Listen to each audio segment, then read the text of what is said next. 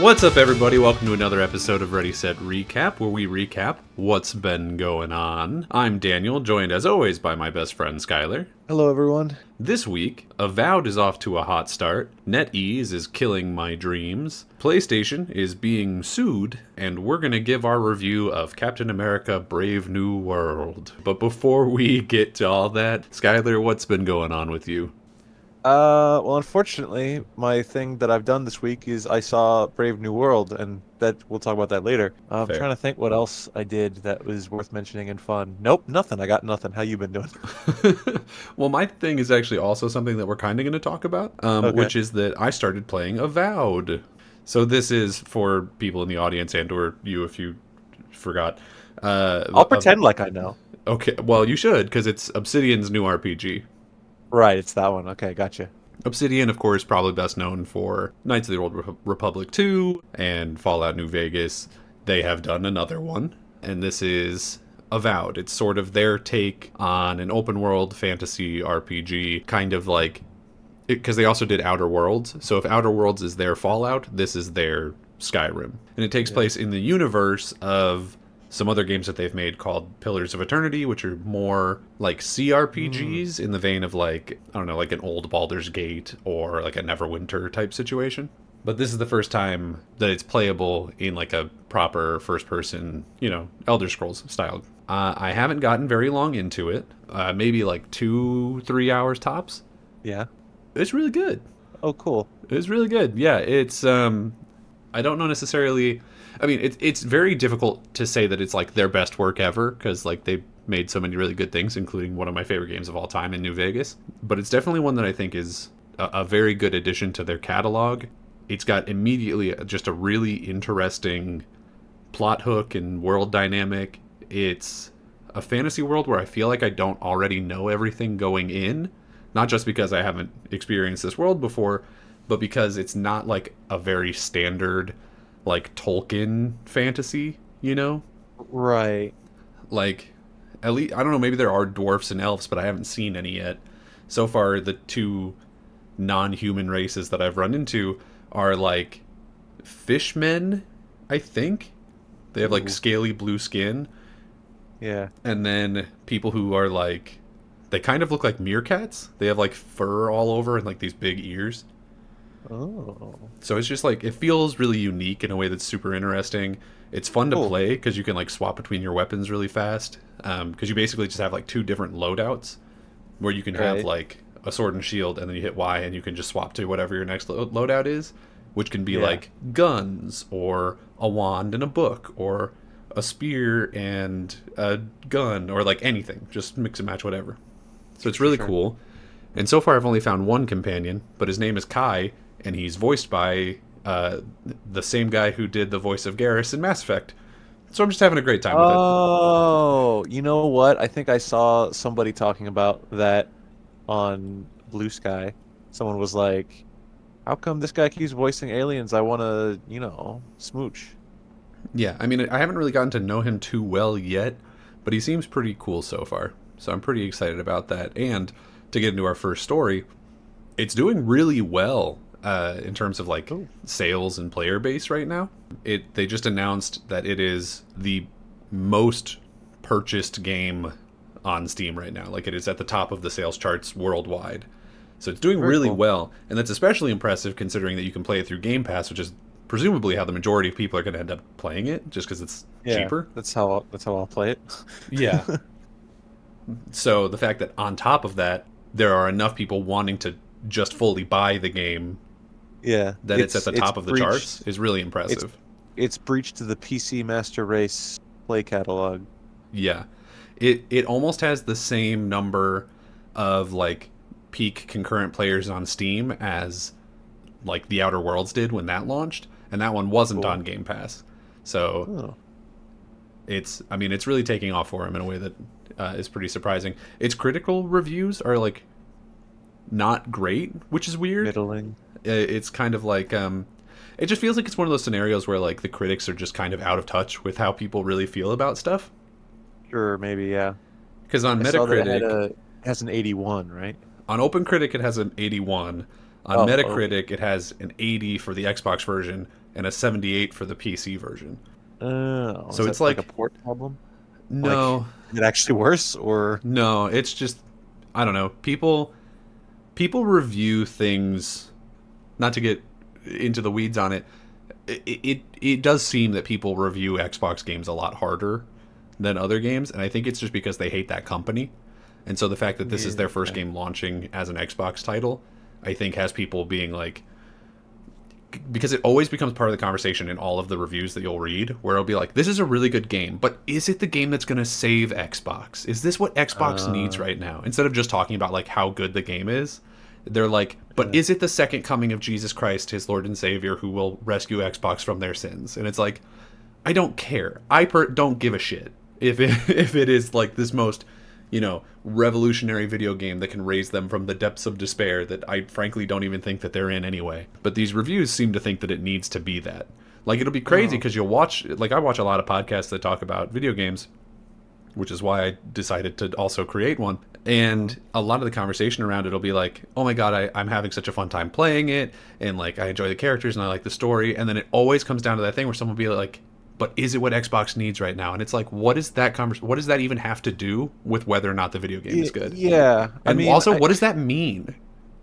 I guess, Like, people fancy themselves like not just games, because games journalism is boring, I guess, because you have to play video games, which everyone hates to do. true, You want to be obviously. you want to be a business journalism man. You want to talk about Microsoft stocks versus Sony stocks, or which company's beating the other one, because tribalism is fun and cool. That's what we want to Yeah. do instead of play video games. Me personally, I'm definitely in the same camp as you. Is like, is this the game that Xbox needs right now? Well, I don't care about that. Is this the game that I need right now? Do I want to play this? And yeah, I think I do. I mean, I will definitely check this game out. I have access to Game Pass, so I will be playing it for Hmm. free plus the subscription that I pay for. Um, yeah, I didn't really get into Outer Worlds as much as I would have liked to. I think maybe I was off put by a what I consider a Borderlands type humor style. In that game specifically, I don't expect that to transfer to this. Um, It doesn't but seem to. I like fantasy. I like, I will give this a shot, and maybe I'll get lost in it. I think the children yearn for Elder Scrolls, and if Elder Scrolls isn't going to put out a game ever, then Obsidian can do this. So, but I'm having a lot of fun with it. I'll keep you Very guys cool. posted on if that continues to be the case. I intend to You know, continue playing it, obviously. you know what I should do, and you should hold me to this next week for the what have I been doing. I should actually finish Indiana Jones and then start playing this. That's what I should do. Okay, I'll put that in the notes to give you hell if you haven't beaten Indiana Jones by this time next week.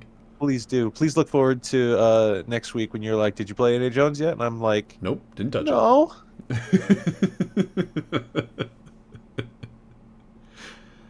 Well, speaking of giving people hell, I am now prepared to give a little company called NetEase hell. So NetEase is a fairly large Chinese video game publisher, Mm. and they don't necessarily make a ton of games. The thing that they're probably most famous for right now is that they put out Marvel Rivals, Oh, okay. which There you is go. Marvel Overwatch. That is the Overwatch killer. Yes, although Overwatch is still doing really well, so but whatever. They are making a ton of money off of Marvel Rivals. It's hugely successful on a level that people were like, I don't even think expecting. I think people were like, oh, it's Marvel, so it'll do it'll do better than a lot of these live service games that come out and immediately die. Yeah. But, will it survive long term? Seems like it's going to, because it's been out since roughly December, depending on when you count the launch date, because it did like a bunch of soft launch beta type things. Sure. Yeah. And it just crossed 40 million unique players, which is insane. That's a huge number. So it's weird then that the news that I'm bringing to you today is that NetEase just closed the entire Seattle-based team behind Marvel Rivals, which is not the entire Ah. team because it was spread across multiple teams. Yeah. Seattle was like a support team for it that's doing a lot of the like design elements and seemingly like localization type stuff. It's a smaller team. We're Okay. not sure exactly how many. Completely closed.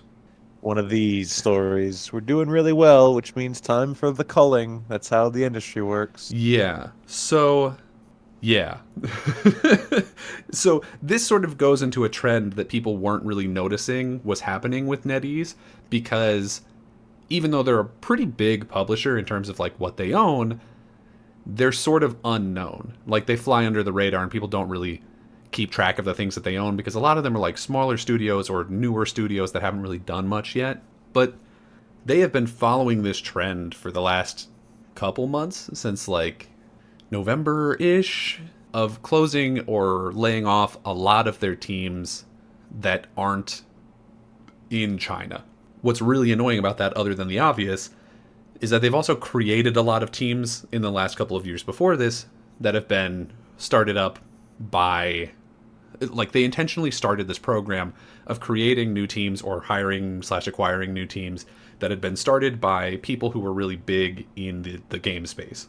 Okay. So here's a couple of things that they have done recently.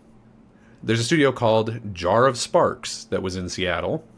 It was headed up by Jerry Hook, who was the head of design on Halo Infinite, and Okay. Paul Crocker, who was the lead narrative director on all of the Arkham games. They recently announced that they had to completely halt work and can't pay their people right now because they have to find a new partner to help them publish their game. So the studio's not closed necessarily, but the people aren't getting paid because they can't work. Yeah.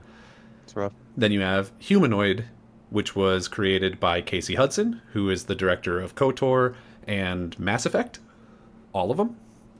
Okay. They also have lost all of their funding from NetEase, and their studio is officially closed.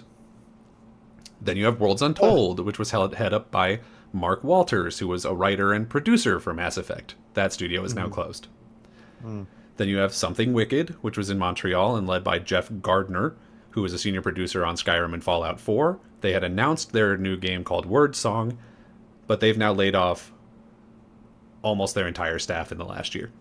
Oof. Then you have Nagoshi Studio, which was formed by Toshihiro Nagoshi, who is most known for being the creator of Super Monkey Ball and the Yakuza series. They started a game about 3 years ago, presumably. That's when the studio was created. And they are now facing major layoffs. Then you have Grasshopper Manufacture, created by Suda51, who is both known for making No More Heroes and Lollipop Chainsaw. They are now facing major layoffs. And this list goes on for a very long time and includes really only one more notable game franchise that you would know of, I think. But they actually own Quantic Dream, who is, of course, David Cage of Heavy Rain and Detroit Become Human. We know David in this house. They are currently working, last we heard, working on a Star Wars game called Eclipse, and they are also now facing major layoffs. So, this sort of unknown Chinese company is just creating a lot of chaos. They've hired a bunch of people away from other studios, created these new studios, and are now laying them off.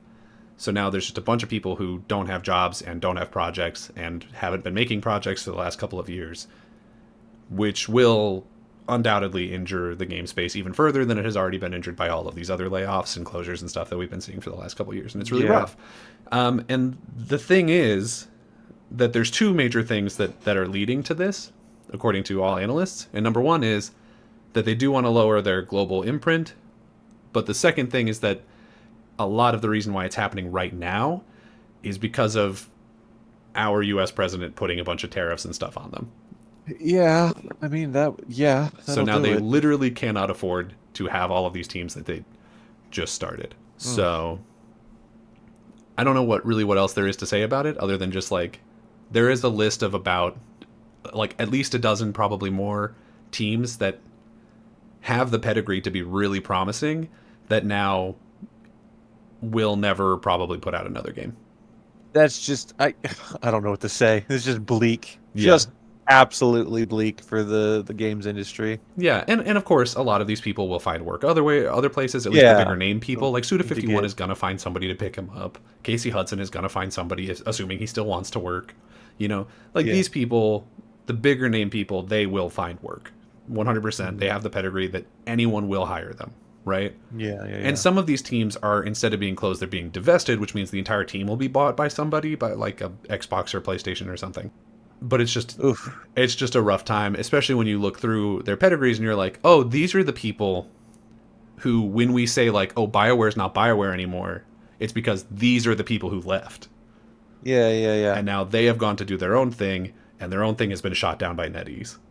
Well, I mean, just hope that there's some sort of course correction coming soon in the zeitgeist of this industry, because at this point we're just gonna get like, you know, like this company does one successful hero shooter, and this company does one successful live service thing, and this company like every once in a while puts out a good single player thing, and then that's it, and the rest is all just like corporate slop, failure, whatever, or remake, or not even remakes, just like we re-release this game, and then we're not going to be getting anything. On the flip side, I mean, if the indie market can flourish from this, that's something, but I don't know. It's a really scary. I think scary is an appropriate word. It's a scary time for the game industry.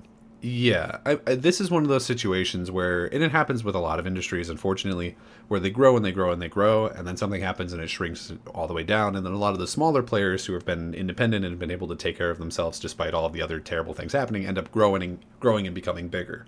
We've seen this happen a Yeah. couple of times in the games industry already, and it seems like we're just in the middle of another one of those shrinking periods.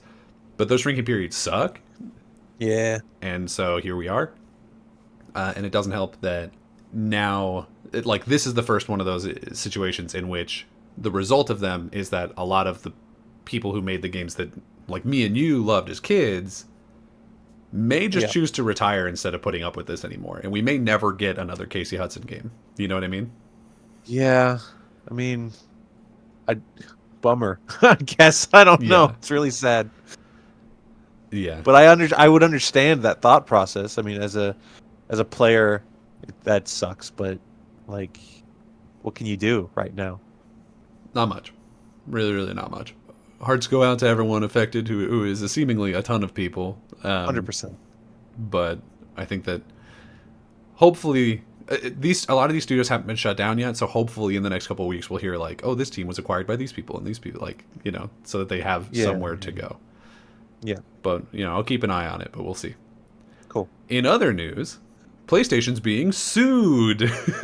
Hey, finally some good news. Am I right, Finally some fellas? good No, news. just kidding. It might What's be this kind about? of Is this good about news. the PSN going down, or what is this? No. Well, maybe a little bit, but no. So currently the Dutch government is joining Portugal and the United Kingdom in suing PlayStation for exerting their apparently monopolistic position in the video game space to inflate their own game prices. Interesting. So, PlayStation doesn't do a ton of sales like we see on basically every other platform, including like Steam and all these other places. Xbox, Nintendo, they do a lot of sales. PlayStation not so much because they feel that they don't have to, because they are sort of the de facto place for video games right now. And so a lot of these companies are saying like, or a lot of these countries even are saying that like you are using your position in the industry as a monopoly to injure the consumer. And so they are putting forth class action lawsuits that will, if they go through, give all of the PlayStation consumers in those countries basically just like some of their money back. Wish I was one of those countries. The interesting things that comes from this is, if you remember, I said at the beginning of the year, I was like, I'm fairly confident that PlayStation is going to start publishing their games on other platforms soon. Yeah. Because Xbox is already doing it. One of the reasons I believe why Xbox is doing it is because when they bought Activision Blizzard, some governments looked at them and were like, you're getting a little too powerful. Or like, you probably should do something so that you don't look like a monopoly. And they said, all right, bet. We'll put our games on more platforms. We'll make a ton more money.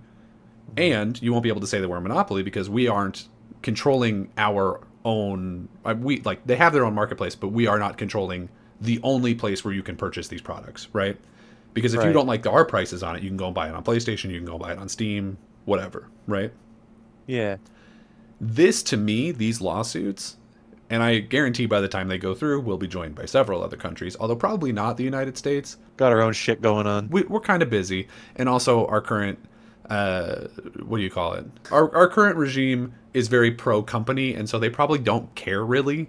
Like, they're very pro-corporate, so they probably wouldn't care. But a lot of other countries will probably join into this lawsuit, and that may cause PlayStation to be like, okay, fine, we will start putting more of our games on other platforms, even if it's like a timed exclusivity situation. Yeah. So I do think that this could turn out to be a really good thing for all of us in the game space, and I'm kind of excited about it, quite frankly. Yeah, anytime a company is called on their bullshit is good, like, for the people, the consumers, so that's a good thing. Because I think PlayStation, I mean, you might want to fact check me on this, but I'm pretty sure they were the ones being like, oh yeah, when GTA 6 comes out, we could sell it for $100.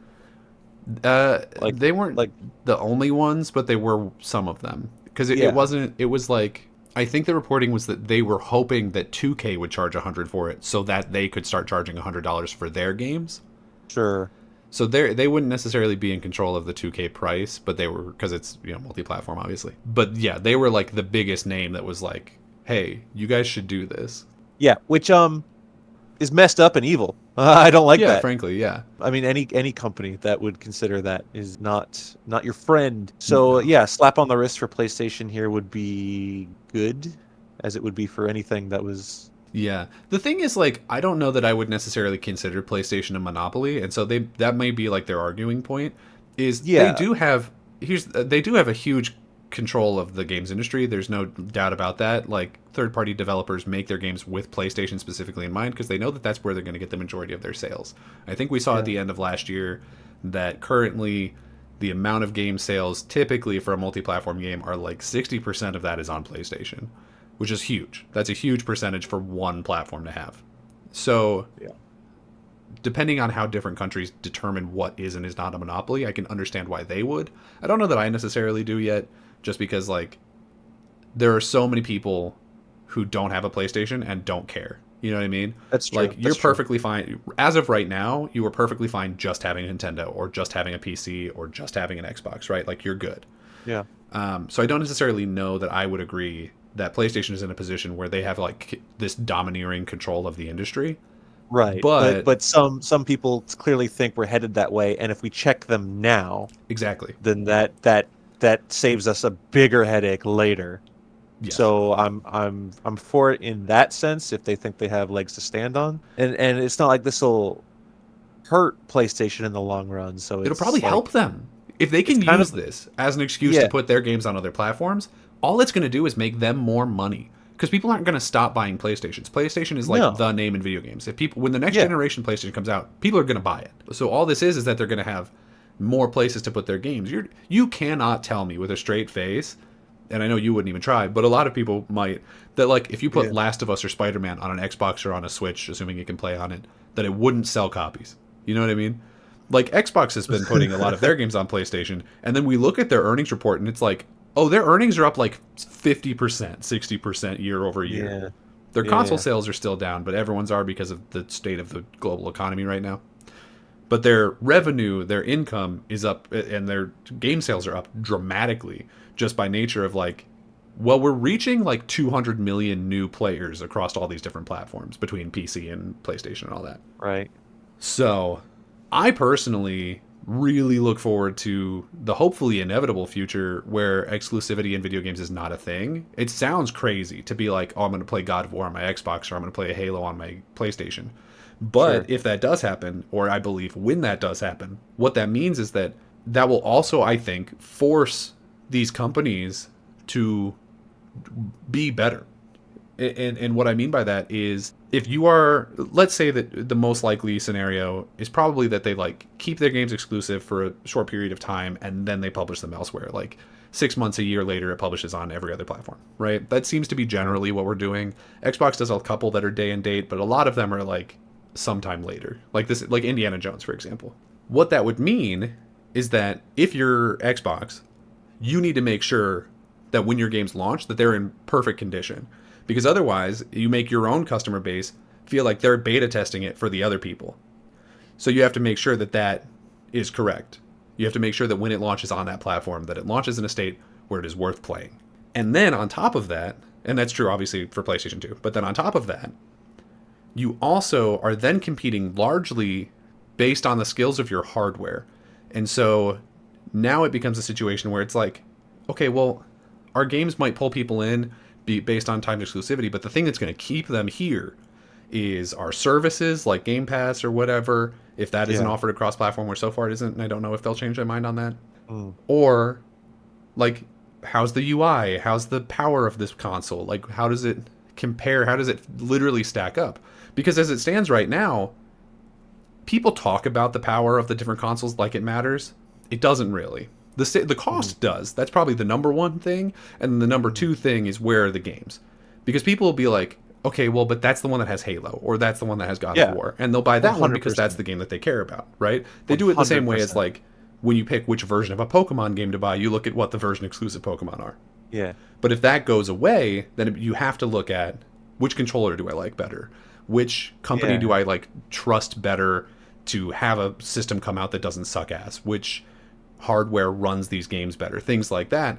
And that to me is a significantly more interesting game space and a more healthy competitive game space than just, well, we made this thing and you can't get it anywhere else. So you're going to come into our potentially really crappy ecosystem to play this one thing. Then you don't get a situation like the absolute racket that was the Xbox Red Ring of Death. Correct. It's like, oh, okay, your Xbox decides it doesn't work anymore. Yeah. And then you go, okay, well, my Xbox is dead right now. And if it's in some people's cases where they had like multiple Red Rings of Death, it's like, this is my second Red, I'm just going to buy a PlayStation. Yeah. And so then you can't have that scenario because people will just switch and then they won't come back because they don't have to. Or people's PS5s melting. Right. They're the PS4 that like it was super loud and sounded like a jet plane taking off or whatever. I've had multiple PlayStations that when they get into their older years, when they get over the hill, it's very, very loud. Ironically enough, the one that still doesn't do that is the PlayStation 2, because we used to build things in this country. I mean, and by this country, I mean Japan. Yeah, but in that case, yeah. Yeah. What you're saying sounds dangerously pro-consumer. I know. Isn't that crazy? But I think it could happen.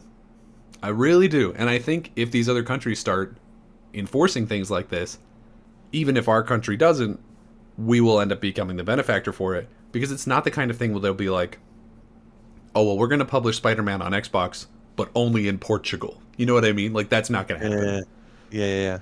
So hopefully these things go through and they pick up steam, and then we can get into this, frankly, what feels at the place where we're standing currently feels like a sort of utopian video game industry that could potentially be coming. But Skyler, I think that brings us to the topic of the show, and I think the one that you're most excited for. Oh, excited. I don't know. It's time to talk about your favorite Marvel Cinematic Universe movie, Captain America Brave New World Order. Captain America, the fourth Captain America, the new Captain America. Captain America, either 4 or 1, depending on how you count it. You know what? Let's just split the difference, call it The Incredible Hulk 2. What'd you think of it? I think the most important thing to say is that I didn't hate it. Good. But that's about it, right? Like, that's, I mean, okay. You know what? Let's start off strong by saying the things in this movie that I liked. Okay. I like Sam still. Me too. But we don't really get any more stuff from Sam that we didn't already have from, say, previous Captain America movies or his show. Mm-hmm. In fact, if you're going into this thinking like, okay, this is a continuation from the show, it kind of is, but also like this movie in very quick beats kind of just like repeats all the stuff the show did. Yeah. Like at a point, Sam's like, I don't know if I should be Captain America, and people are like, no, you should. And he's like, oh, okay. And so, kind of, I don't want to say it makes the show pointless, but yeah. I would actually say the opposite. I think the show makes this pointless because I think the show is better. Yes, that's fair. That is true and fair. This is pointless. I was thinking the entire time I was watching it in a theater, in a movie theater, in a cinema house. I'm going to have to talk to you about my theater experience in a second, but continue. Yeah, this, I kept thinking, like, this movie screams to me straight to Disney Plus, but here I am in a movie theater watching it on a screen. and it just feels like a waste of time a little bit. Mm.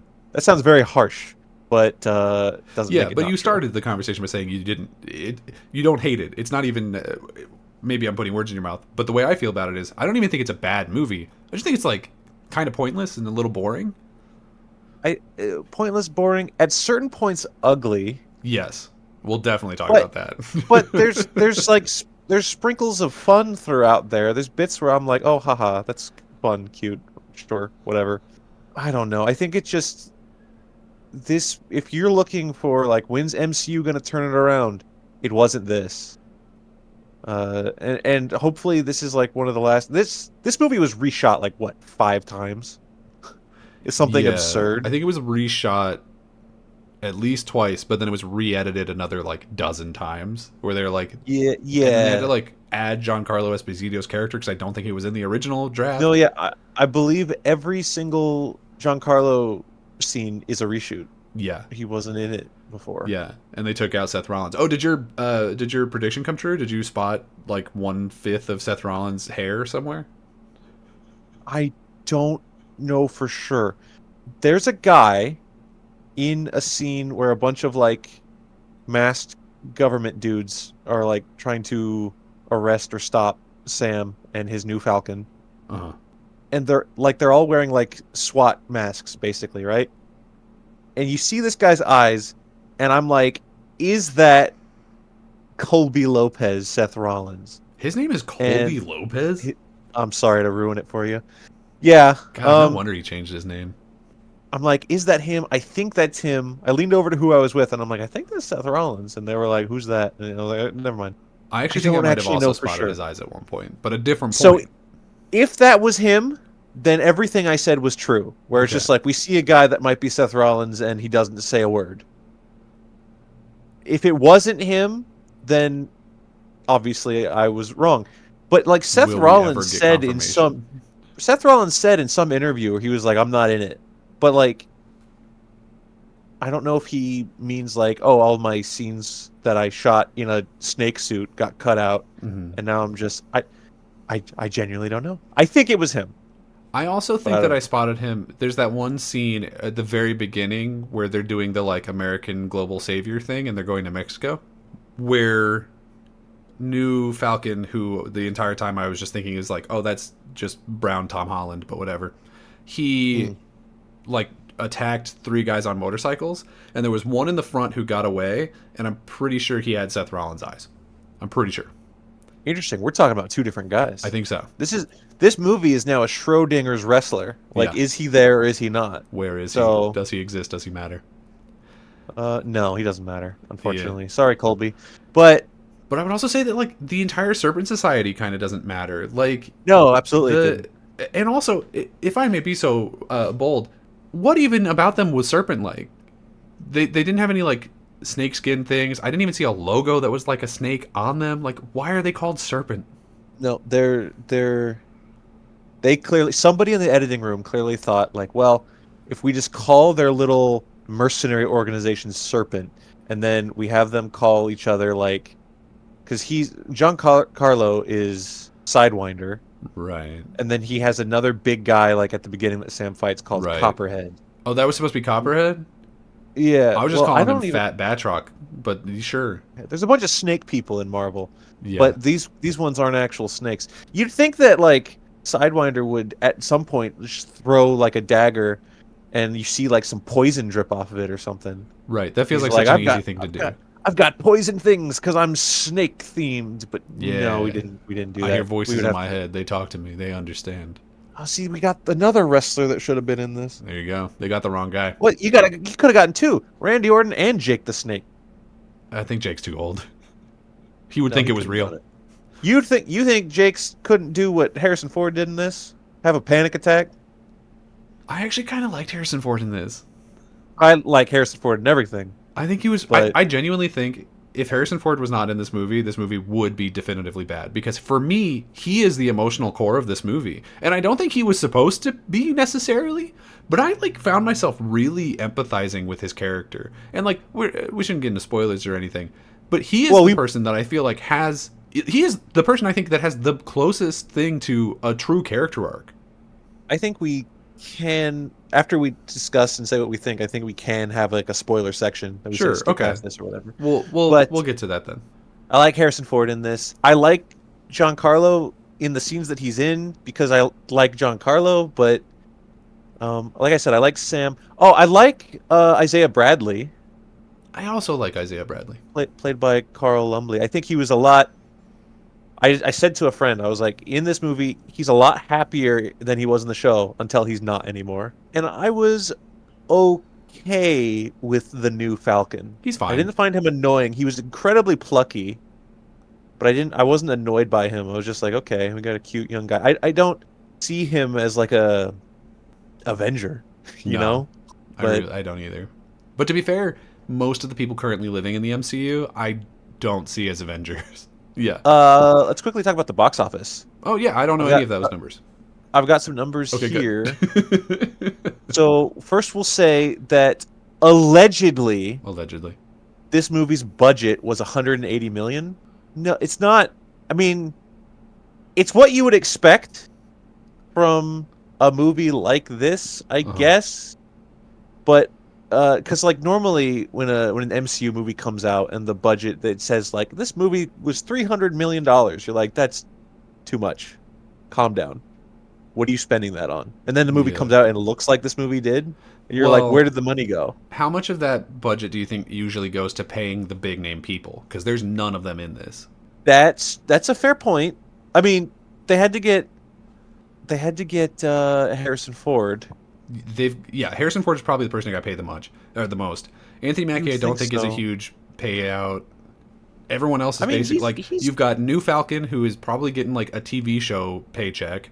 You've got 4 foot Probably. Black Widow, who presume if you pay her by pound, then you're not doing much. I don't think she got paid at all. Yeah, I don't know, dude. She was barely in the movie. I think she also got cut a lot, didn't she? Because she's supposed to be like Captain Israel or something, right? And then they like wrote her out because of real world events. Yeah. Yeah. Yeah. Yeah.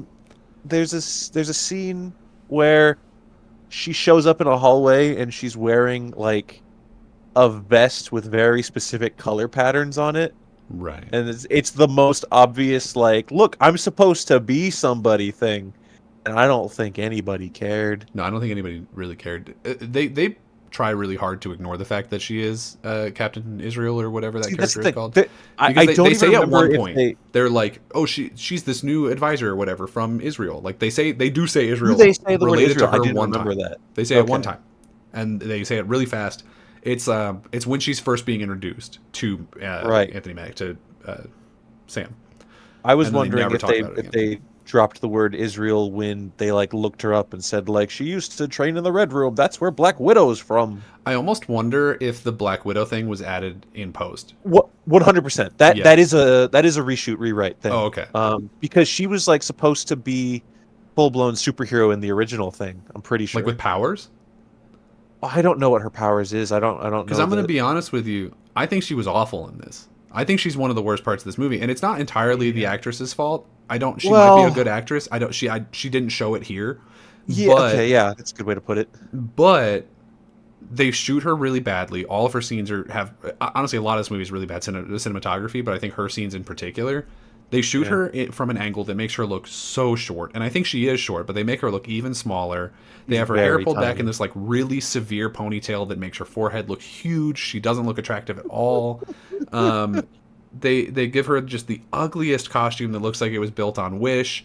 Like it's just they do absolutely nothing to endear you to this character at any point. She has like one joke, I think, where she flirts with somebody. What? Oh god, I don't even remember it really. She says something about like, oh, he's kind of cute or something. It's about Bucky. She sees Bucky and Sam's like, oh, he's 300 years old or whatever, and she's like, that's okay, I'll manage or something. Like that's her one bit of humor that she gets, and it's like, okay, yeah. I think a lot of the people in this movie, just like they must have saved money by firing hair and makeup because they were not. They like hired somebody's sister or something, and we're just like, do what you can. We hired really attractive people. Just do your best. Give this movie a thumbs up or a thumbs down, and then tell me about your theater experience. I think it has to be a thumbs down, but it's like kind of a weak thumbs down because it's not. When this comes to streaming, go ahead, watch it. But I wouldn't pay money for it. I actually technically I didn't pay any money because I went with friends of the show, Alec and Randy, and we went on a Tuesday when it was $5, and Alec just bought all three of the tickets super easy. So I didn't technically pay anything, but we went to our local theater that used to be a different theater and gutted half of the theater. It was a theater that I used to work at, and I'm not bitter about it. And they gutted half of the building and put an arcade in it instead of screens. We saw it in the screen that's on the side with the arcade, where they realized, people do like movies, and stuck it in there after the fact. No, so not that one. I've been in that. So for people who don't know, which is, I assume, most people listening, you know how normal movie theaters, you walk in and the screen's like kind of below you, like it's angled in such a way that the front seats are lower than the back seats. Then also there's stairs that take you to higher levels. Yeah. So you don't have people sitting in front of you like a gymnasium. Exactly.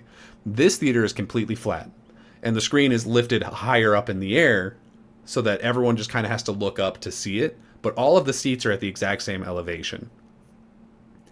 And because it used to be just a room that had arcade games in it, and then they went, oh, that's right, we're a movie theater. People want to see movies around the time that Barbenheimer came out, I think. And I can tell you, I've been in this exact cinema that you were talking about. It's terrible. And I saw Indiana Jones 5 in there. I think also the projector that they're using in this already crappy theater is like an old one that they had left over from when it was a different movie theater. Because it looks like crap. It's like a little bit blurry and out of focus the entire time, which gave the effect of this already not particularly good-looking movie of being slightly out of focus, and in such a way that it kind of made every single person look like they had glaucoma. Interesting. It was really, really bad. So on top of seeing an already not good movie, I had probably the worst possible way of viewing it. Okay. So cool. I am maybe going to be slightly more negative than I would have been otherwise. Because damn, why do do that? You know what's so funny is the rest of the theaters in that place are not terrible. Like they're fine. They're nice. Like they're more or less what they were in the theater before that you worked at. Yeah, it's just got with different chairs. New chairs. I think the projectors are no, because we had switched to laser projectors like right before they closed. So, but like probably the same ones. Legitimately, if I ever got that theater again, I would ask for my money back. Yeah. I'd be like, no, a different showtime. I'm not watching it in there. It's terrible. It's genuinely terrible. It's so weird. And that the fact that they haven't fixed it since I viewed something in there like 2 years ago, that's bonkers. All right, so... Spoilers. Thaddeus Ross, who is now Harrison Ford instead of William Hurt, rest in peace. Right. Is President of the United States. So I guess that's the thing. I feel like they took steps because they were like, we don't want to get too political, but then this big rage-filled red monster is ruining America, and I don't think destroying they our took relationships with foreign countries. Yeah, I don't think they took the steps that they wanted to. I think if Marvel could have made, I don't think they'll ever make a movie with a president in it again. I don't think they'll ever risk it because we're in a stage with Marvel, Disney specifically, where they're like, we don't talk about world events. We don't want to upset anybody. Yeah, I also think, because I think you're right, but I also think in terms of the Captain America side of this, I think that they should have gone further, because there's a lot 100%. Of parts. There's a lot of parts where they're talking about like what it means to be Captain America and also be black, which again, like you said earlier, like that was a conversation that we already talked about in the show, and better, quite frankly. Because they actually talked about it. They actually talked about it like more than once. Yeah.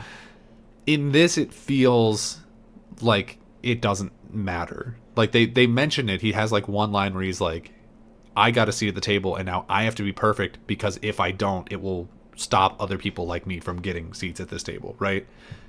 And that's important, but they don't really do anything with it. Like there's that, and then there's the scene right at the end where I think his name's Danny, the new Falcon, is like crying, and he's like, "I wanted to be you. Like I didn't want to be Iron Man. I didn't want to be Captain America. I wanted to be you." And I was like, "No, you didn't." But that's Danny fine. Danny is the actor's name. The Falcon's name is Joaquin. Oh, damn. But yeah, yeah, who wants to be Falcon? No offense, but It's the Kate and they Bishop thing where she's like, "You were so cool, Hawkeye," and she's the only person on the planet that said it. well at least she saw Hawkeye do the thing from the Avengers where he jumps off the. At least she was there. I would argue Well, even that it's weird because he at one point Sam is saying like, how many times did Captain America stop two different alien invasions? It's like, Sam, you were there for one of those. Dude, you were there. You did that too. You stopped it. You stopped it. You flew through. You said on your left. You flew through the thing. Yeah, you are the on your left, and also like. If we're counting them as separate battles or whatever, you were also at the Wakanda one. That's apparently why you got the Wakanda suit. Which, can we talk about that, by the way? Is that weird that they were like, well, we don't have Black Panther, so we'll just give Black Panther's powers to the other black guy. Okay. When you put it that way, sure, but I don't think it's because he was there in Infinity War. It's because the Wakandans were in his show. Remember? I do remember that, actually. He helped catch Zemo or stop Zemo. I don't remember if he caught him.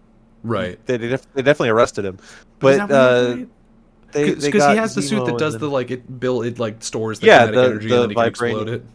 And I see the thought process. As soon as it happened, I was like, okay, so his shield is vibranium, so they made his wings vibranium, and vibranium, like Black Panther's suit, can do that. I get it. But again, like Shuri can do that, so like why everyone's gonna do it now? Yeah. Well, Shuri also is the Black Panther, so yeah, yes, that's what I'm saying. So, everyone's gonna have vibranium suits. Will kinetic energy storage be the MCU version of how like every black comic book character has lightning powers? Yes. Damn. But you know what upsets me far more than that? Sam's mask, his cowl, it digitizes around him now. It does digitize around him, and it also looks bad. I mean, it looked bad in the TV show when he finally got it, like at the end. See, I didn't mind it in the show. Oh, I thought it was terrible. I actually think the one in this looks better, but it's still terrible. I'm indifferent to the one in this. Doesn't he wear two different ones in this? He does. So in this one, he has a suit that's almost like Steve's shield suit. Yeah. So for he has like a goggle that he wears for a lot of it, and then for the last scene that I'm assuming was entirely CG, so they didn't want to show his face. He has like a full like pilot's looking helmet. Yeah. And the helmet looks terrible, so bad. The goggles are like okay. I'm not a fan of the helmet, I guess. Although Joaquin also has a helmet, and you see I mean, it's a little digital Joaquin like 7 miles away from the camera, but he does physically put the helmet on his head. Well, that's good. So because I guess it's just like, because he has Sam's old Falcon uniform, he just spray painted it green, and then bought a helmet at an army surplus store. Not so great outfits in this one from just about anybody, really. While we're on the topic of things not looking right, we have to talk about, I mean, the CGI. But first, also, I think the Red Hulk looked good half of the time and really bad the other half. Like a lot of the close-ups where it was like just Harrison Ford as a Red Hulk face, I think that actually looked pretty good. But anytime that he was like moving and doing stuff, I was like, not so much, bud. Yeah, I assume that they did the same face capture stuff that they've been doing, like with Ruffalo for years, and whatever they did on the She-Hulk show. Yeah. So, like, they're able to digitally... Isn't it great that Ruffalo gets to be in movies? I mean, our forefathers hunted the Ruffalos to almost extinction. I wasn't prepared for this bit, and I don't know how to continue it. Oh, I'm sorry. I didn't realize I had to plan my bits with you in advance, sir. The rule of improv is yes and I failed you. You absolutely did. You didn't even know, but you just know. No. Yeah, no. Anyways, the leader is using people's smartphones to give them killer hypnosis and make them shoot at the president. Is it And one of crazy those that people was Isaiah Bradley. yeah, which like he barely knows how to use his phone. But you know what's funny? It's like it flashes, and then he needs to use a different device to pump in a song, Mr. Blue Mr. Sky. Blue, which by the way, did you get that reference? No. So in The Incredible Hulk, Edward Norton, Bruce Banner, was emailing Samuel Stearns, Tim Blake Nelson, and like, how do I stop being the Hulk? I need help to not be the Hulk. And they had code names, and Bruce Banner was Mr. Green, and Samuel Stearns was Mr. Blue. Oh. Yeah. If I or anyone else in the continental United States remembered anything about that movie, I might have remembered that. You know what's funny is Yeah. like that's the joke right now. It's just like they made this Captain America sequel to The Incredible Hulk, which nobody saw or liked. Incredible Hulk is better than this movie. Oh yeah, for sure. Yeah. Oh, definitely. It's still not like great. I think it's good. No, it's like it's I would say it's lower tier good in the Yeah. MCU, I guess. It's man. So okay, they Harrison Ford put himself in the Raft, which was created by Harrison Ford when he was William Hurt, which is like poetic in a way, Yeah. right? And then He's the only Leader character is that in I the Raft. cared about. Like his story arc was the only one. Like he's sort of reformed. It seems like he genuinely wants to do the right thing. Then he gets attacked, and he's like, "All right, well, I'm gonna stop being nice." Turns into a monster. He gets played by a person who he was also playing. He's not a good guy, but he gets played. Turns into Red Hulk. Gets his ass beat, and like eventually sort of like mends this relationship with his daughter. That's like a good story. It wasn't told well, No, but it could have but been. yeah, You know, it's like there there. was something there.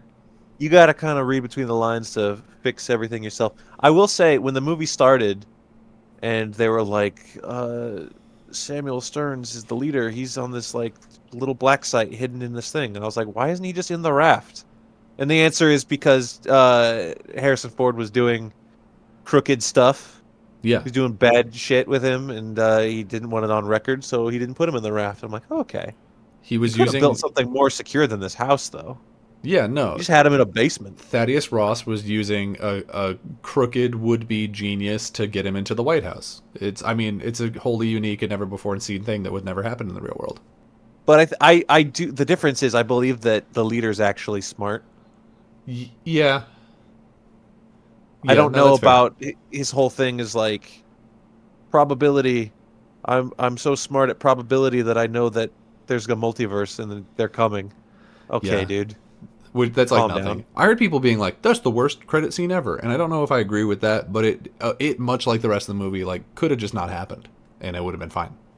It is very, very, very nothing to the point where I didn't want to stay to see it because I was told what it was beforehand. But then the people I was with were like, "No, we'll wait." And I was like, "All right, fine." Fair enough. But I guess it's so Sam is obviously going to be a character important to the Secret Wars or the Doomsday or whatever Right, happens, because right? he's making his own Avengers. So he needs to know.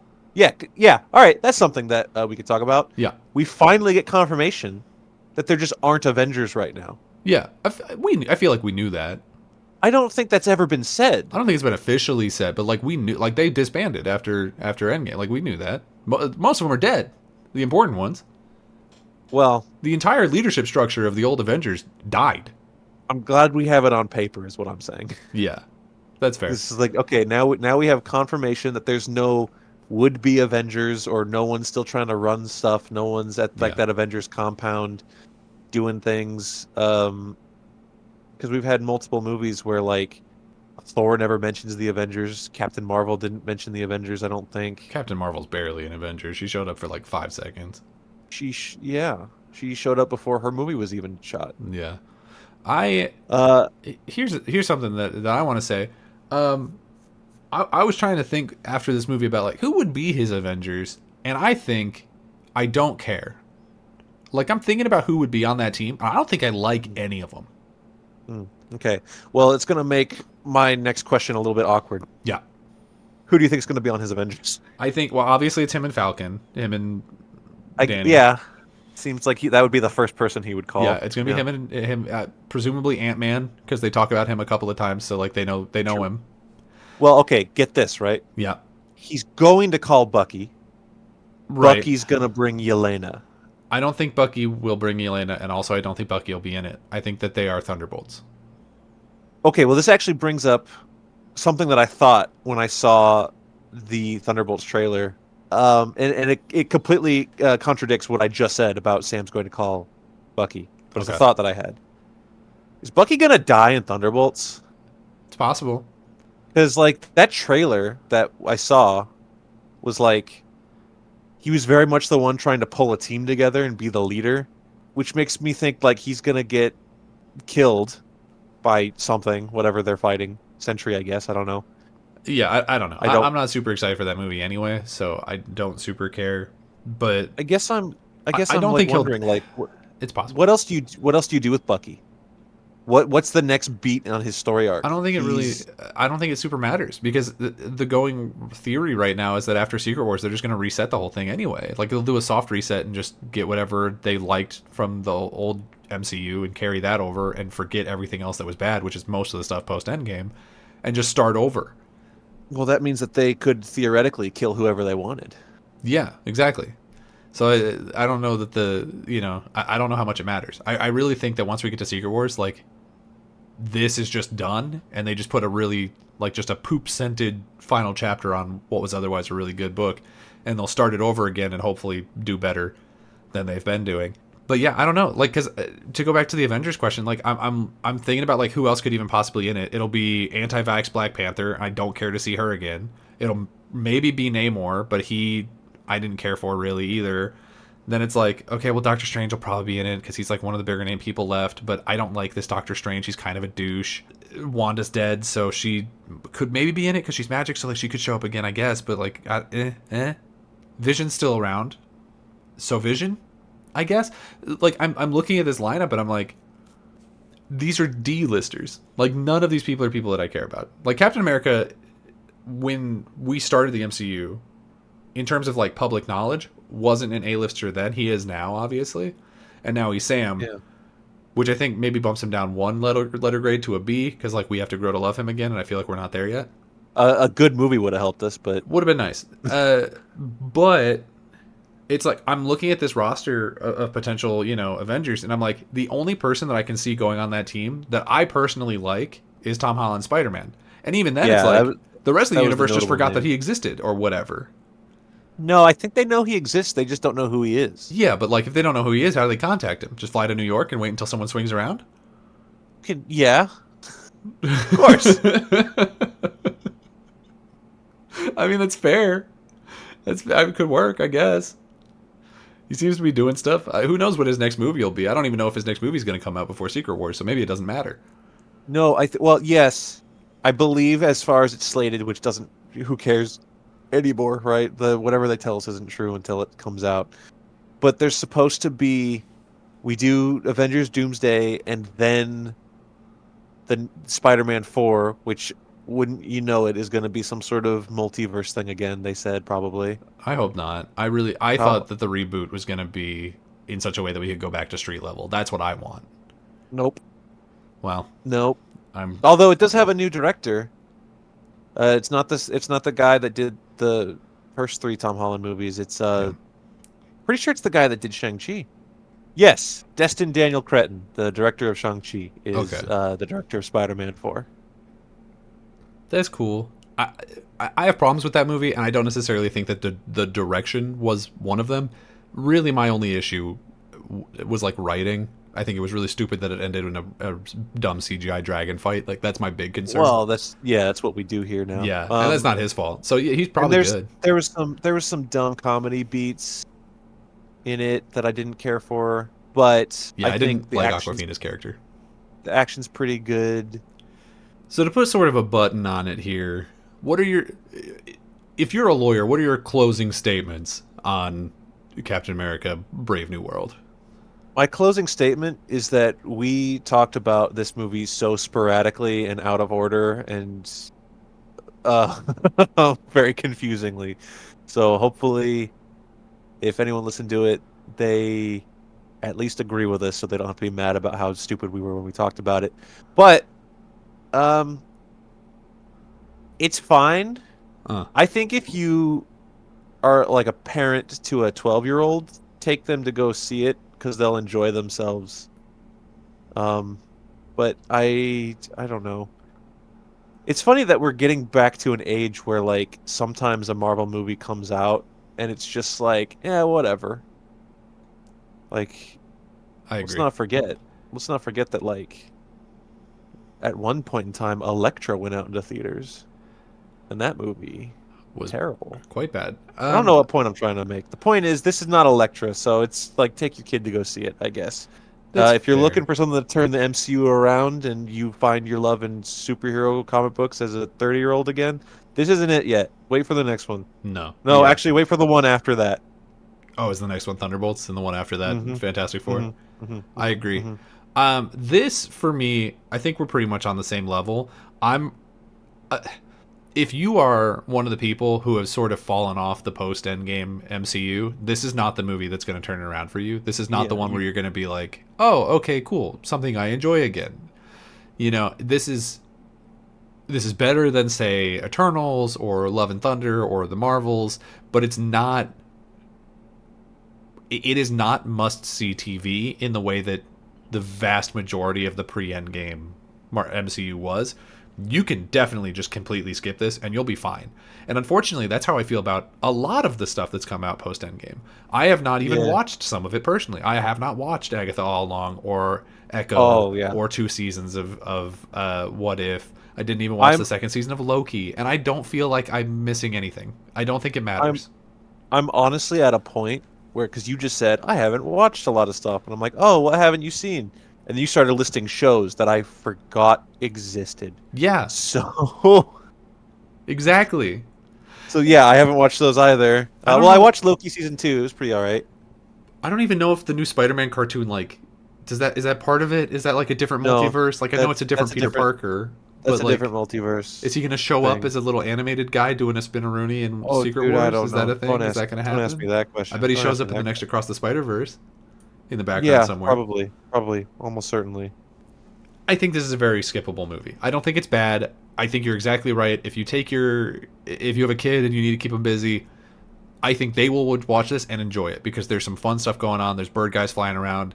There's a Red Hulk who smashes some stuff. It's neat. Kids will love this. If you are looking for something that's going to further the universe or turn around your feelings towards how this franchise has been going for the last couple years here, this ain't it. Or just be an impactful narrative from start to Yeah. finish. This also isn't really that. I mean, It, it has pockets of good things, but it's just not a complete movie, I don't think. this for me makes me more pessimistic about future MCU projects. This makes me more Ooh. pessimistic about Thunderbolts. This makes me more pessimistic about Ooh. Fantastic Four, although I'm still excited for it. Ooh. Because I'm looking at this and I'm like, I don't care. Like, I still, we are one step closer and I still don't care about this universe right now. I don't care about it at all. I don't have They any reason to care about Thunderbolts. The Fantastic Four movie's in a different universe, but eventually it's going to cross over with this one and then it's going to be like, oh, you put this potentially really good thing in with the poop and I don't want to see it with the poop. yeah. So it's like, They have to get Fantastic Four right, or I might just be hard out. yeah, Which sounds like such a silly thing to say, but it's true. yeah. Well, Um, all that to say, again, I didn't hate it. let us know how you guys feel about it in the comments below this if you're watching it on YouTube. Or actually, there's comments on Spotify now. Go ahead and leave a comment in either place, and you can follow us in both of those places. You can follow the show on Twitter at rsr_pod. You can follow me on Twitter and Blue Sky at Daniel J. McGee, or Skyler on Blue Sky at Skyler8bit. Thank you all for listening this far into the show. We appreciate all of your love and support, and until next time, we'll see you around. Hulk out. Hulk out, baby. The game's just starting, the world's so bright. Jump right in, everything feels right. Press play, take a trip back in time where pixels and memories intertwine.